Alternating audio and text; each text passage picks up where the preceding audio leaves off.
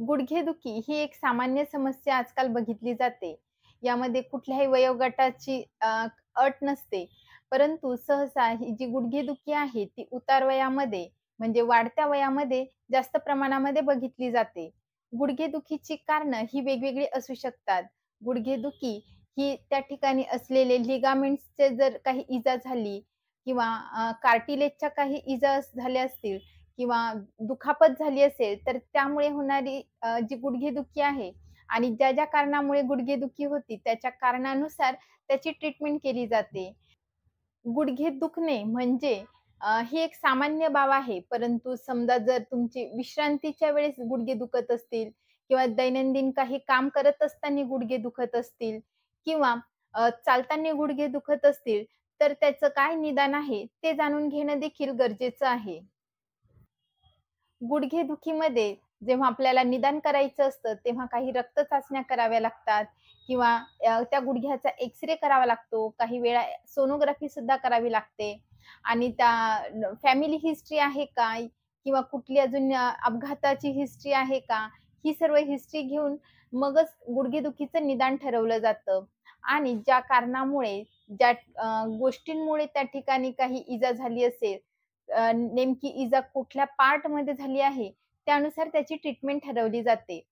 तर आजच्या व्हिडिओमध्ये आपण गुडघेदुखीची कारणं, त्याचे घरगुती उपाय आणि आयुर्वेदिक उपाय काय आहेत, याची माहिती घेणार आहोत. तेव्हा व्हिडिओ शेवटपर्यंत नक्की पहा.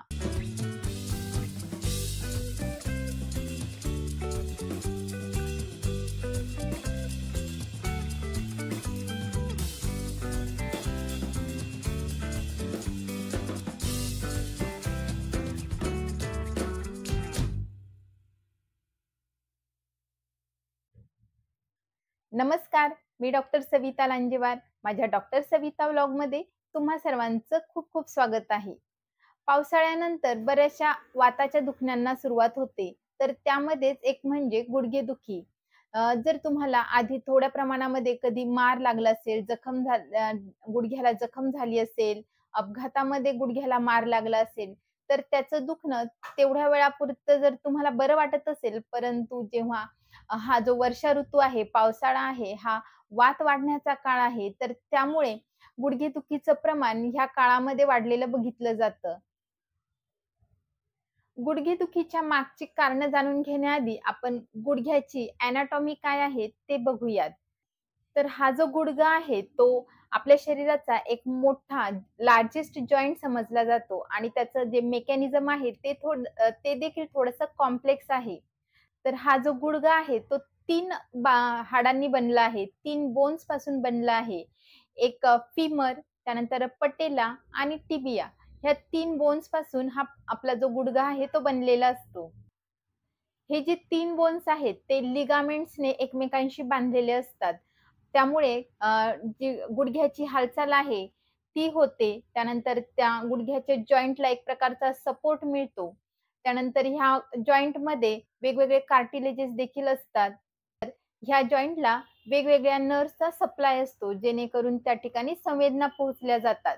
आणि मेन म्हणजे ह्या जॉइंटमध्ये सायनोव्हियल फ्लुइड असतं आणि ज्यालाच बोलीभाषेमध्ये वंगण असे म्हणतात.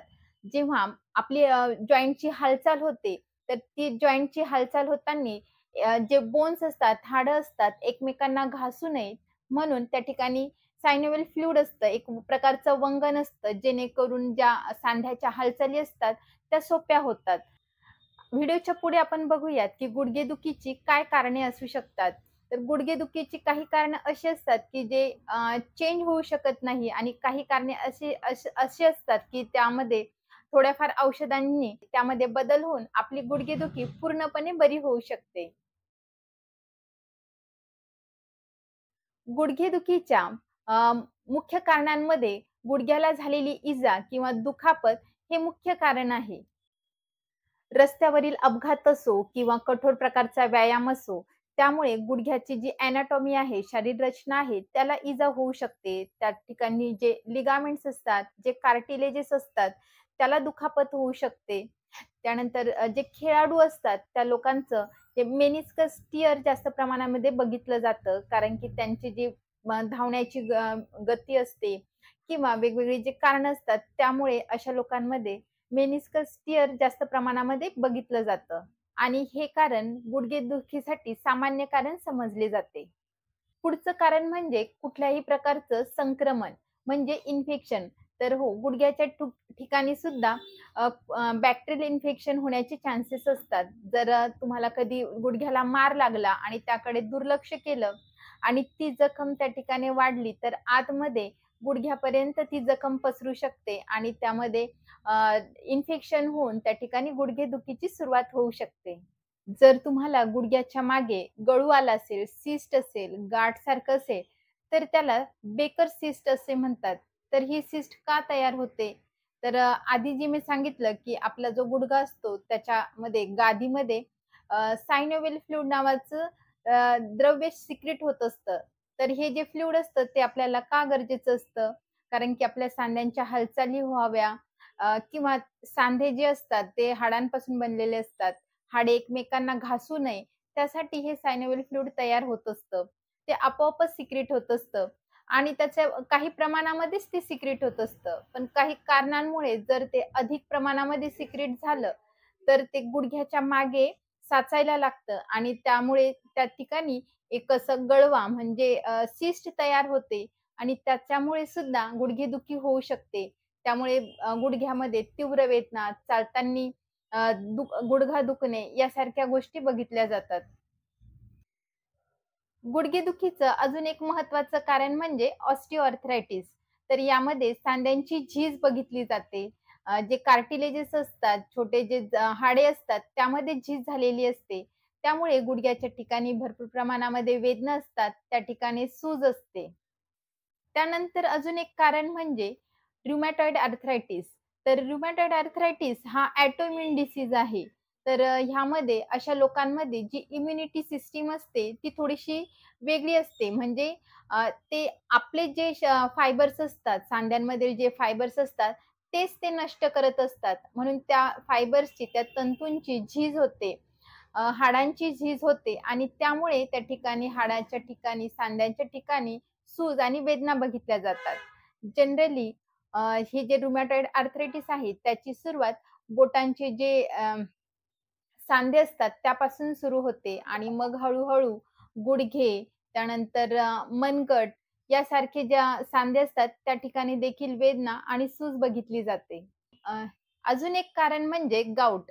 तर ह्यामध्ये जे आपल्या शरीरातील युरिक ॲसिडची पातळी ही वाढलेली असते आणि ज्या लोकांमध्ये गाऊट असतो, युरिक ॲसिडची लेव्हल वाढलेली असते, तेव्हा जी सांधेदुखी असते, ती अतिशय तीव्र वेदना यामध्ये असतात. त्या ठिकाणी जळजळ देखील असते. तर गाऊटची किंवा ह्या युरिक ॲसिडची ट्रीटमेंट आपण घरच्या घरी कशी करू शकतो, याचा सुद्धा मी एक व्हिडिओ बनवला आहे. तो तुम्ही बघू शकता. गुडघेदुखी ही बऱ्याच जणांची वेगवेगळी असते. काही जणांना जिना उतरताना गुडघा दुखतो, तर काही जणांना जिना चढताना गुडघा दुखतो. जर तुम्हाला जिना चढताना गुडघा दुखत असेल, तर तो टेंडनायटिसमुळे दुखू शकतो. गुडघ्याच्या ठिकाणी जे टेंडॉन्स असतात, त्या त्या ठिकाणी त्या टेंडॉन्सला इजा झाली असेल, त्या ठिकाणी त्याची स्वेलिंग झाली असेल, तर त्यामुळे अशा प्रकारची गुडघेदुखी बघितली जाते. अशाच प्रकारे बर्सायटिसमुळे सुद्धा गुडघे दुखले जातात. तर जसं की आपण सांध्याची एनाटॉमी बघतो, तर त्यामध्ये सांध्यांमध्ये बरसा असतात. तर त्या ठिकाणी जर सूज आली, त्या ठिकाणी इन्फेक्शन झालं, तर त्यामुळे सुद्धा प्रचंड प्रमाणामध्ये गुडघ्यामध्ये वेदना बघितल्या जातात, सूज असते. त्या ठिकाणी जे जे तापमान आहे ते थोडंसं वाढलेलं असतं. जळजळ असू शकते. आता आपण बघूयात, की गुडघेदुखी कोणाला होऊ शकते, याचे काय रिस्क फॅक्टर्स आहेत. तर मेन म्हणजे ओबेसिटी. ज्या लोकांचं वजन जास्त आहे, अशा लोकांमध्ये गुडघेदुखी सहसा बघितली जाते. कारण की आपला जो बॉडीचा, शरीराचा जे वजनाचा भार आहे, तो आपल्या गुडघ्यांवर येतो आणि तो एक्स्ट्रा भार आपले जे गुडघे आहेत त्याच्यावर ताण पडतो आणि ते सहन करू शकत नाहीत. त्यामुळे अशा लोकांमध्ये ऑस्टिओआर्थरायटिस हे कॉमनली बघितलं जातं. मग त्या ठिकाणी गुडघ्याच्या ठिकाणी सूज आणि वेदना बघितल्या जातात. त्यानंतर खेळाडूंमध्ये जे बास्केटबॉल, फुटबॉल, रनिंग यासारखे खेळ खेळतात. तर अशा लोकांमध्ये गुडघ्याचा वापर हा जास्त प्रमाणात होतो. आणि त्यामुळे त्या ठिकाणचे जे स्नायू असतात, तंतू असतात, ते तुटण्याची भीती असते. त्यांना इजा होण्याची भीतीही जास्त प्रमाणात असते. म्हणून अशा लोकांमध्ये सुद्धा गुडघेदुखी ही भरपूर प्रमाणामध्ये बघितली जाते. त्यानंतरचं कारण आहे ते म्हणजे गुडघ्याचे जे मसल्स आहेत, त्या जर वीक असतील, त्यांच्यामध्ये जी लवचिकता आहे ती कमकुवत असेल, लवचिकता कमी असेल, तर त्यामुळे सुद्धा गुडघेदुखी बघितली जाते. कारण की जेव्हा आपल्याला चालणं असो, बसणं, उठणं सगळे जे कामं असतात, ती गुडघ्यांच्या हालचालीमुळे होते आणि त्या ठिकाणचे जे मसल्स असतात, ते जे लवचिक असणं गरजेचं आहे. त्यांची लवचिकता जेवढी चांगली, तेवढे आपले गुडघे हेल्दी असं समजलं जातं. गुडघ्याला कुठल्याही प्रकारे जर इजा झाली, दुखापत झाली, तर त्या ठिकाणी रक्तस्राव झाला, तर नंतर तो अ, गुडघेदुखीमध्ये सुद्धा कन्व्हर्ट होऊ शकतो. जेव्हा तुम्ही गुडघेदुखीसाठी डॉक्टरांकडे जातात, तेव्हा ते तुम्हाला पास्ट हिस्ट्रीमध्ये विचारतात, की गुडघ्याला कधी मार लागला का? जखम झाली का? कारण की जर अशा प्रकारचे जर घटना घडल्या असतील, तर त्या ठिकाणचे जे तंतू आहे, फायबर्स, कार्टिलेजेस, बर्सा, टेंडॉन्स ह्यापैकी कुठल्यातरी भागाला जर इजा झाली असेल, तर त्यामुळे ती गुडघेदुखी असू शकते. एकूणच आता तुम्हाला समजलंच आहे, की आपल्याला गुडघेदुखीची कारणाचे काय निदान आहे, ते जर आपल्याला समजलं, तर आपली गुडघेदुखी योग्य उपचाराने लवकर बरी होऊ शकते. परंतु गुडघेदुखी वेळेत उपचार न केल्यास ती बळावू शकते आणि नी रिप्लेसमेंट पर्यंत सुद्धा पोहोचू शकते. आता आपण बघूयात, की आपल्याला गुडघेदुखी आहे, की फक्त जस्ट दुखणं आहे, हे कसं ओळखावं? तर ज्यांना गुडघेदुखी असते, त्यांना त्यांचे जे गुडघे असतात, त्या ठिकाणी सूज असते, वेदना प्रचंड प्रमाणामध्ये असतात, सतत वेदना होत असतात. त्यानंतर गुडघा सरळ करण्यास ते असमर्थ असतात. त्या ठिकाणी लालसरपणा असू शकतो, जळजळ असू शकते. गुडघ्यामध्ये अशक्तपणा बघितला जातो. म्हणजे एक गुडघा दुखत असेल, तर दुसऱ्या गुडघ्याच्या मानाने त्या ठिकाणची जी शक्ती आहे, त्या गुडघ्याची शक्ती आपल्याला कमी प्रमाणात जाणवते. बऱ्याच जणांना त्या ठिकाणी सूज येऊ शकते.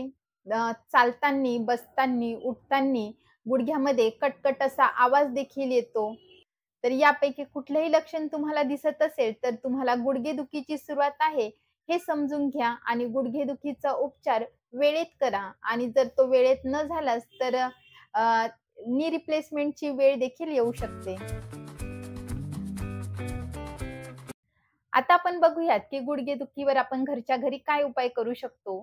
तर सर्वात प्रथम म्हणजे राईस. राईस म्हणजे R for rest, I for ice fermentation, C for compression आणि ई फॉर एलिव्हेशन.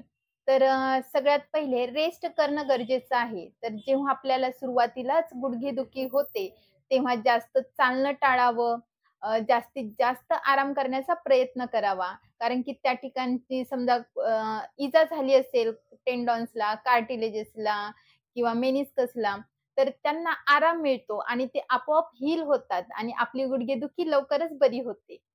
त्यानंतर आईस फोमेंटेशन. तर दिवसातून 2-3 वेळा आणि रात्री झोपण्यापूर्वी एका कपड्यामध्ये आईस गुंडाळून घ्यावा आणि आपल्या गुडघ्यांना त्या ठिकाणी शेकावं.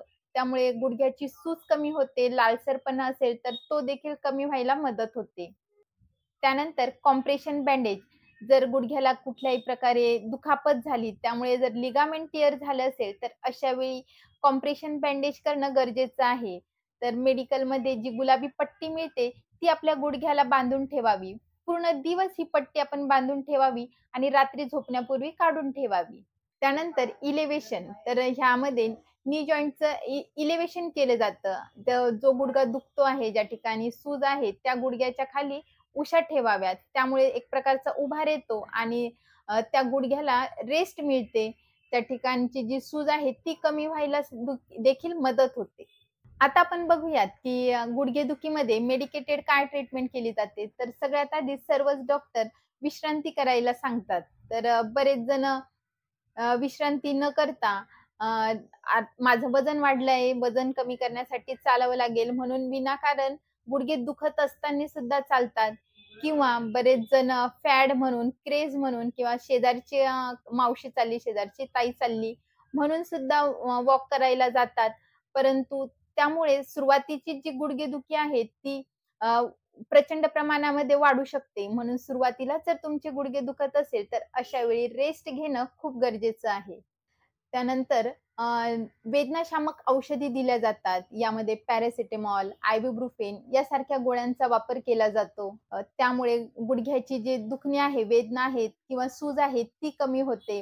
बऱ्याच वेळा जर गुडघेदुखी अति प्रमाणात झाली असेल, तर अशा वेळी अँटी इन्फ्लेमेटरी आणि पेन किलरचे इंजेक्शन सुद्धा द्यावे लागतात. त्यानंतर फिजिओथेरपी. तर आपल्या जवळच्या फिजिओथेरपिस्टला भेटून योग्य ती फिजिओथेरपी करून घ्या. तर सुरुवातीचे जे गुडघेदुखी असेल, तर ती फिजिओथेरपी केल्यामुळे लवकरच कमी होण्यास मदत होते. त्यानंतर ॲक्युपंक्चर. तर ॲक्युपंक्चर थेरपी सुद्धा अतिशय उत्तम आहे. त्यामुळे गुडघ्याच्या ठिकाणची सूज आणि ज्या प्रचंड वेदना होत असतात, त्या देखील कमी व्हायला मदत होते. त्यानंतर सर्जरी. जर लिगामेंट टियर जास्त प्रमाणात असेल, तर अशा वेळी त्या लिगामेंट रिपेअरची सर्जरी केली जाते.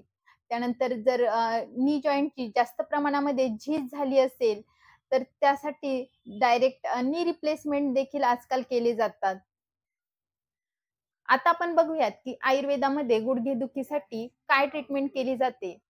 तर सगळ्यात आधी आपण जे आधी जी कारणं बघितली आहे, जे निदान बघितले आहेत, ते टाळणं गरजेचं आहे.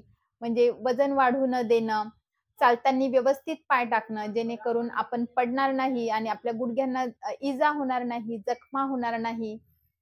त्यानंतर खेळ खेळताना सुद्धा व्यवस्थित जर्क लागणार नाही, तर अशा प्रकारे आपण खेळ खेळावे. तुम्ही यामध्ये सायकलिंग करू शकता, पोहण्याचे व्यायाम, असे जर व्यायाम केले, तर त्यामध्ये गुडघ्याला इजा होण्याचे कमी चान्सेस असतात. त्यानंतर रात्री जागरण करू नये. रात्री जागरण केल्यामुळे शरीरातील वातदोष वाढतो आणि शरीरातील वातदोष वाढल्यामुळे ऑस्टिओआर्थरायटिस, आर्थरायटिस यासारख्या समस्या लवकर बघितल्या जातात. त्यानंतर जर युरिक ॲसिडची लेव्हल वाढलेली असेल, तर पित्त वाढणारे पदार्थ कमी खावे. पित्तवर्धक आहार आपल्या रोजच्या जेवणामध्ये कमी असावा. पित्त कशामुळे वाढतात त्याचा सुद्धा मी एक व्हिडिओ बनवला आहे. तो तुम्ही बघू शकता. आता आपण बघूयात, की आपण घरच्या घरी आयुर्वेदिक काय उपाय करू शकतो. तर जर गुडघे दुखायला सुरुवात झाली असेल, गुडघ्याच्या ठिकाणी सूज असेल, तर अशा वेळी वडाची जी पानं असतात, ती पानं तव्यावर थोडीशी गरम करून घ्यावी आणि ती गुडघ्याच्या ठिकाणी बांधून ठेवावी. त्यामुळे गुडघ्याची जी सूज आहे, ती देखील कमी होते आणि वेदना देखील कमी व्हायला मदत होते. अशाच प्रकारे एरंडाची जी पानं असतात, त्याला एरंडाचंच तेल लावून ते थोडंसं तव्यावर शेकून घ्यावं आणि मग त्याचं सुद्धा वेष्टन आपल्या गुडघ्याच्या भोवती करून ठेवावं. त्यामुळे सुद्धा गुडघ्याची जी सूज आहे आणि वेदना आहेत, त्या लवकर कमी व्हायला मदत होते. आणि रोजच्या रोज अभ्यंग करणं सुद्धा गरजेचं आहे. तर गुडघ्यासाठी कोणत्या तेलाने अभ्यंग करावं? महानारायण तेल किंवा नारायण तेल किंवा तीळ तेल जरी घेतलं तरी सुद्धा चालेल. तर तेल थोडंसं कोमट करून त्या तेलाने रोजच्या रोज आपल्या गुडघ्यांना मालिश करावी. त्यानंतर 1 कप सुंठीचा काढा बनवावा आणि त्यामध्ये 1 चमचा एरंडाचं तेल टाकावं आणि असं रोज रात्री झोपायच्या आधी घ्यावं. त्यानंतर औषधांमध्ये बृहतवात चिंतामणी, महावात विध्वंसक रस, वात गजांकुश रस यासारख्या औषधांचा वापर केला जातो. आणि जी कारणं आहेत, जी लक्षणं आहेत त्यानुसार औषधी बदलत असतात. त्यामध्ये गोक्षुरादी गुगुळ, कैशोर गुगुळ, अमृतादी गुगुळ, त्रिफळा गुगुळ यासारख्या औषधांचा वापर केला जातो. सोबत रसायन औषधं सुद्धा द्यावी लागतात. रसायन चूर्णांचा देखील वापर केला जातो. यामध्ये अश्वगंधा चूर्ण, गोक्षूर चूर्ण, गुळूची चूर्ण यासारख्या औषधांचा वापर केला जातो. त्यानंतर जर वातामुळे जर हे दुखणं असेल, तर वातासाठी आयुर्वेदामध्ये बस्ती हे पंचकर्म सांगितलं आहे. तर वातनाशक जे काढे असतात, ते काढे बनवून त्याने ती बस्ती दिली जाते. वातनाशक तेलांची बस्ती दिली जाते. आयुर्वेदामध्ये गुडघेदुखीवर जाणूबस्ती म्हणून अतिशय उत्तम एक पंचकर्म आहे. तर ह्या जाणूबस्तीमध्ये ज्या आपले जे गुडघे आहेत त्याच्याभोवती उडदाच्या पिठाचं एक आळं बनवलं जातं आणि त्या आळ्यामध्ये औषधी तेल टाकलं जातं.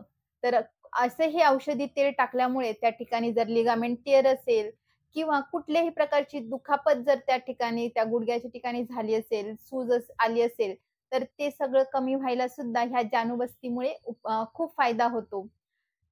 त्यानंतर अग्निकर्म. तर अग्निकर्म म्हणजे आयुर्वेदामध्ये अग्निकर्म म्हणून सुद्धा एक चिकित्सा सांगितली आहे.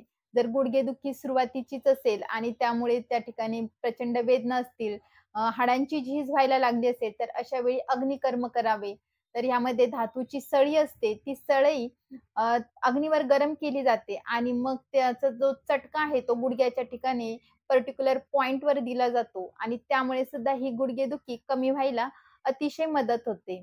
त्यानंतर जलोकावचरण म्हणजे अ, गुडघ्याच्या ठिकाणी जळवा लावल्या जातात. तर गुडघ्याच्या ठिकाणी ह्या जळवा लावल्यामुळे तर त्या गुडघ्याच्या ठिकाणी जळजळ असेल, प्रचंड वेदना असतील, सूज असेल, तर ते सर्व कमी व्हायला खूप मदत होते.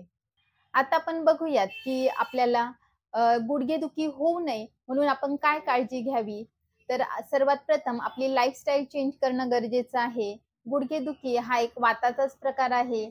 त्यानंतर जर दुखापतीमुळे जर गुडघेदुखी झाली असेल, तर त्यामध्ये पित्तदोष आणि रक्तदोष देखील दुष्ट होतात. म्हणून आपण थोडीशी लाईफस्टाईल चेंज करावी. वजन जर वाढलेलं असेल, तर सर्वात आधी वजन कमी करणं गरजेचं आहे. त्यानंतर रोजच्या रोज आपण अभ्यंग करायला पाहिजे. कमीत कमी डोक्याला, कानामध्ये तेल टाकणं, नाकामध्ये तेल टाकणं आणि तळपायाला तेल लावणं गरजेचं असतं. जर तुम्हाला गुडघेदुखीची शक्यता असेल, भविष्यामध्ये गुडघेदुखी तुम्हाला होऊ शकते, अशा रिस्क फॅक्टर्समध्ये तुम्ही जर असाल, तर रोजच्या रोज गुडघ्याला तेलाने मालिश करणं गरजेचं आहे. जर तुम्हाला माझा आजचा व्हिडिओ आवडला असेल, तर व्हिडिओला लाईक करा. चॅनलला सबस्क्राईब नसेल केलं, तर चॅनलला सबस्क्राईब करा. हेल्दी खा, हेल्दी राहा, आयुर्वेदाला जवळ करा. Thank you.